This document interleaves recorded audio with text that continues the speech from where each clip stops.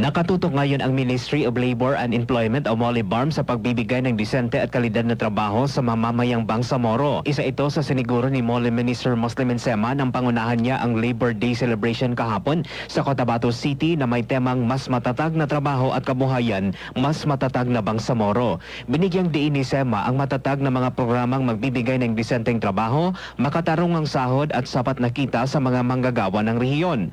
Sa mga kasalukuyang pulisiya at programa, sinabi ni Sema na sentro nito ang kapakanan ng manggagawa, Muslim man o Kristiyano o indigenous people. Pinagtibay natin ang ating pangako, patuloy na magtatag ng mga programang pagbibigay ng disenteng trabaho, makatarungang sahod, sapat na kita at inklusibong oportunidad. Sa selebrasyon kahapon, libo-libo ang mga dumagsa sa KCC Events and Convention Center kung saan abot sa 15 mga kumpanya ang nag-alok ng daang-daang trabaho, lokal man o international. Tumanggap din ng financial assistance ang mga qualified beneficiaries at ang mga OFW na umuwi dahil sa gulo sa Middle East. Mark Antonitayco, NTBC, Bida Balita.